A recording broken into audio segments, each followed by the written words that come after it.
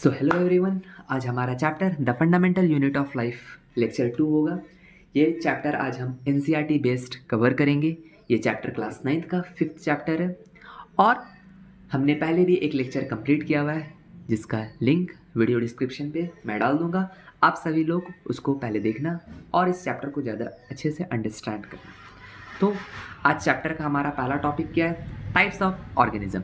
अब जैसे कि हमें पता है क्लास 9th के सिलेबस में हमारे पास दो तरह के ऑर्गेनिज्म दिए हुए।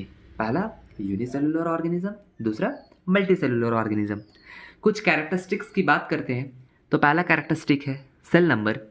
यूनिसेलुलर ऑर्गेनिज्म नाम से ही पता चल रहा है, यूनी मतलब होता है सिंगल या वन।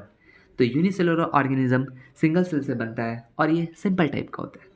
मल्टीसेलुलर ऑर्गेनिज्म में क्या होता है कि एक से ज़्यादा सेल होता है और ये कॉम्प्लेक्स होता है और ये आगे जाकर टिश्यू का भी फॉर्मेशन करता है।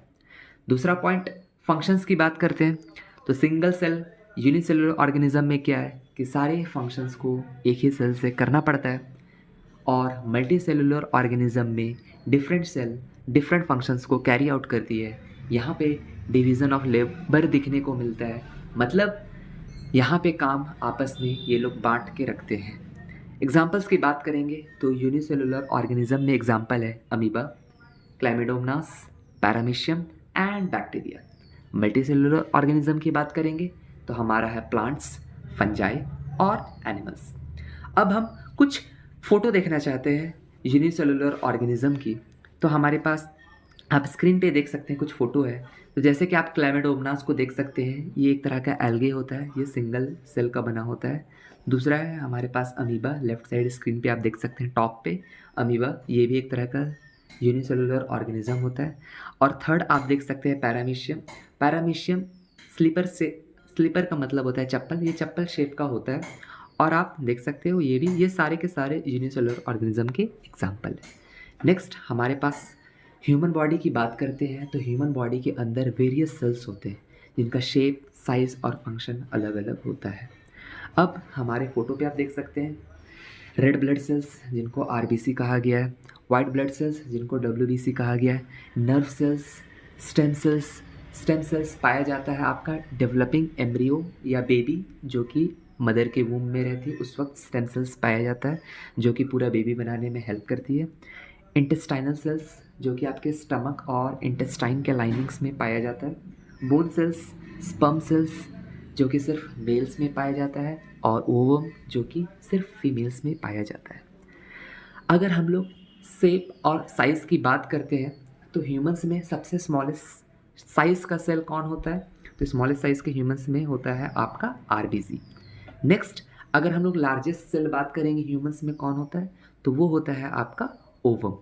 थर्ड अगर हम लोग बात करेंगे आपका लॉन्गेस्ट सेल इन ह्यूमंस तो वो कौन होता है आपका? तो वो होता है आपका nerve cells.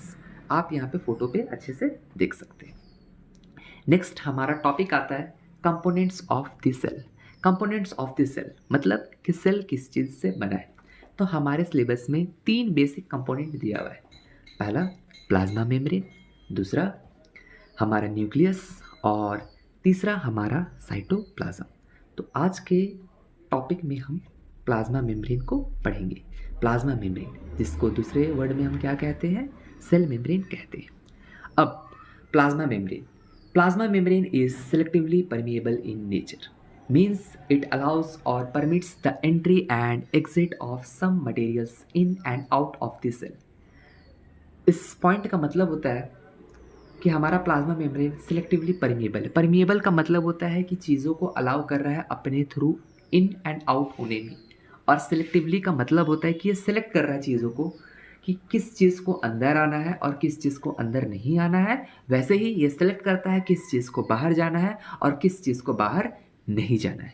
Next point, it is the limiting boundary of each cell which separates cytoplasm from its surrounding.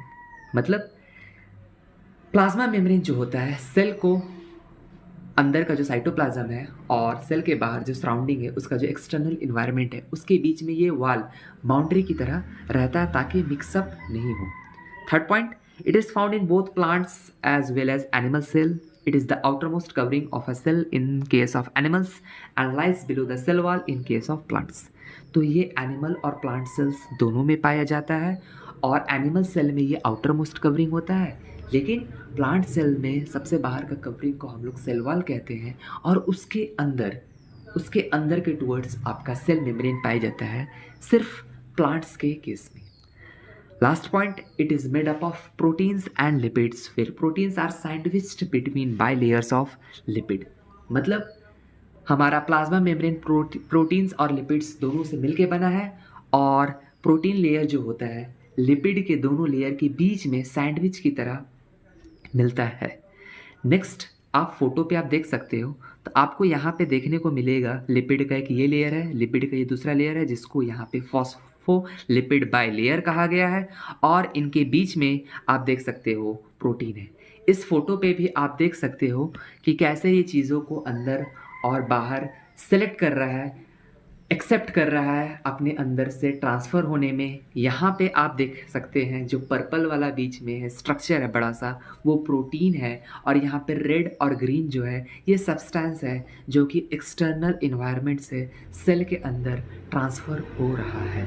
और यहाँ पे आपको लिपिड का 2 बाइलेयर दिख रहा होगा जो कि डार्क ब्लू या लाइट ब्लू कलर में आपको दिख रहा होगा। यहाँ पे सभी चीज़ का लेबलिंग दिया हुआ है, आप इस फ़ोटो से अच्छे से समझ सकते हैं।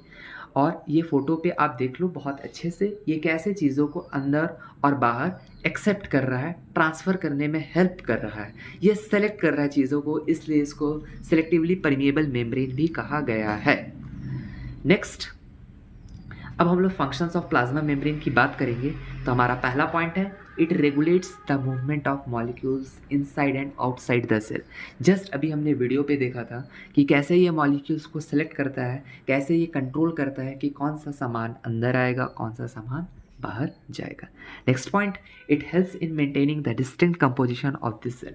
मतलब ये सेल को मिक्सअप होने से अपने इन्वायरमेंट के साथ अवॉइड करता है, ये बीच में एक लिमिटिंग बाउंड्री वॉल की तरह प्रेजेंट होता है। नेक्स्ट टॉपिक हमारा आता है movement of materials through cell membrane.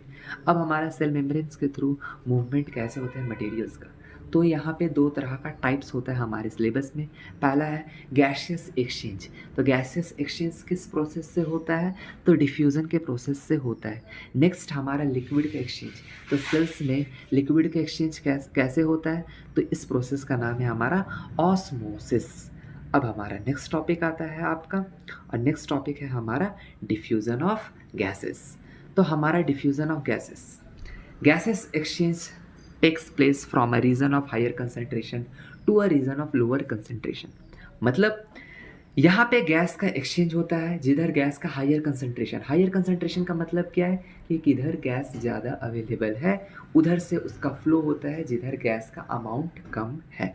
जैसे कि आप यहाँ पे वीडियो पे देख सकते हैं कि ग्रीन कलर का गैसेस मॉलिक्यूल्स जार के अंदर उसका कंसंट्रेशन ज़्यादा था और बाहर इन्वायरमेंट में कम था, तो ये कैसे फ्लो करता है, इस प्रोसेस को हम लोग क्या कहते हैं, इस प्रोसेस को हम लोग कहते हैं डिफ्यूज़न ऑफ गैसेस। नेक्स्ट हमारा टॉपिक आता है ऑस्मोसिस। तो ऑस्मोसिस सिर्फ होता है लिक्विड में और सेल के अंदर, जैसे कि हम एग्जांपल वाटर का ले सकते हैं। अब हम डेफिनेशन की बात करेंगे तो क्या है ऑस्मोसिस का definition, the movement of water from the region of high water concentration through a semi permeable membrane to a region of low water concentration. मतलब जैसे कि अभी हमने देखा था जिधर हमारा वाटर कंसंट्रेशन मतलब वाटर का अमाउंट ज़्यादा है उधर से इसका फ्लो होगा, जिधर हमारा वाटर का कंसंट्रेशन कम है, जिधर अमाउंट वाटर का कम है, और ये फ्लो होने के बीच में एक मेम्ब्रेन पाया जाता है। इस मेम्ब्रेन का नाम क्या है, सेमी परमिएबल मेम्ब्रेन।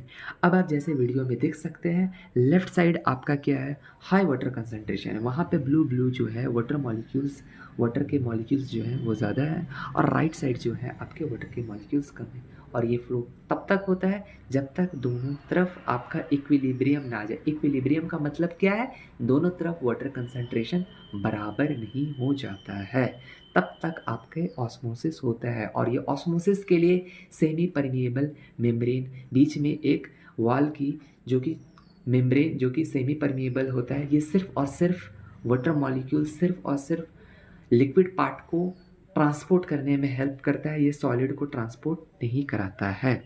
नेक्स्ट हमारा डिफरेंस अगर हम बात करते हैं ऑस्मोसिस और डिफ्यूज़न की, तो हमारा पहला डेफिनेशन आता है। तो डिफ्यूज़न का भी डेफिनेशन हमने क्या पढ़ा था कि यहाँ पे पार्टिकल्स का मूवमेंट होता है हाई कंसंट्रेशन से लो कंसंट्रेशन के टुवर्ड्स। अगर हम ऑस्मोसिस के डेफिनेशन की बात करते हैं तो यहाँ पे वाटर का मूवमेंट होता है हाई कंसंट्रेशन से लो कंसंट्रेशन के टुवर्ड्स। दूसरा, अगर हम लोग डिफ्यूज़न में सब्सटेंसेस की बात करेंगे तो यहाँ पे हर तरह का सब्सटेंसेस, सॉलिड, लिक्विड, गैस, हर तरह का सब्सटेंसेस इन्वॉल्व होता है। लेकिन ऑस्मोसिस में सिर्फ और सिर्फ लिक्विड पार्ट, सॉल्वेंट्स जो होता है वो पार्टिसिपेट करता है, जैसे कि एग्जाम्पल पे आ जाएगा आपका वाटर।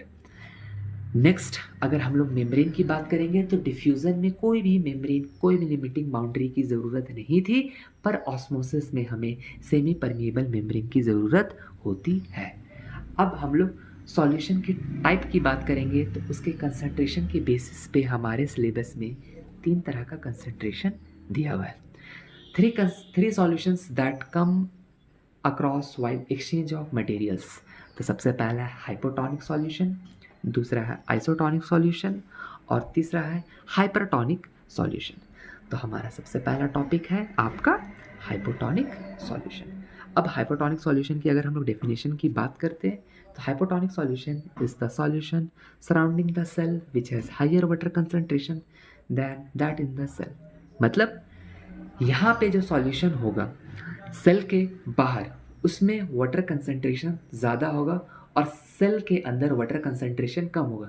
यहाँ पे कंसंट्रेशन का मतलब आप लोग अमाउंट समझ सकते हैं।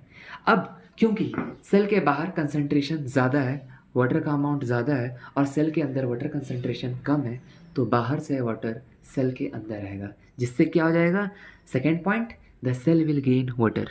तो सेल क्या करेगा, वाटर को गेन करेगा बाय ऑस्मोसिस। और ऐसे ऑस्मोसिस को एंडोऑस्मोसिस कहते हैं, जिसका मतलब होता है ऑस्मोसिस जिसमें वाटर का ट्रांसपोर्ट सेल के अंदर हो रहा है, जिससे सेल क्या होता है, लाइकली टू स्वेलअप। स्वेलअप का मतलब क्या होता है, सेल फूल जाएगा। जैसे कि आप वीडियो में देख सकते हैं कि वाटर कंसंट्रेशन से कैसे सेल आपका फूल गया है।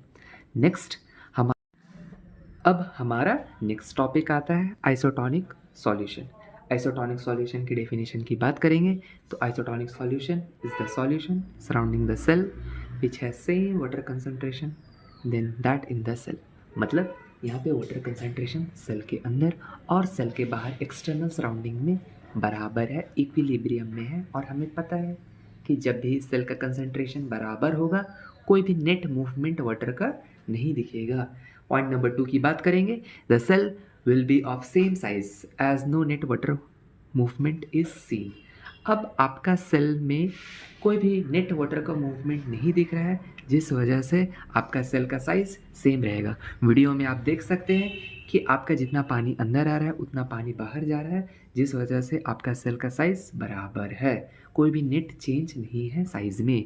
नेक्स्ट, हमारा थर्ड सेगमेंट इसमें आता है आपका हाइपरटोनिक सॉल्यूशन। हाइपरटोनिक सॉल्यूशन की डेफिनेशन की बात करते हैं तो hypertonic solution is the solution surrounding the cell which has lower water concentration than that in the cell.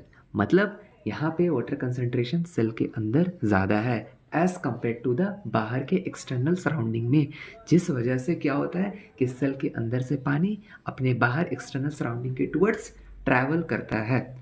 Point number 2, the cell will lose water.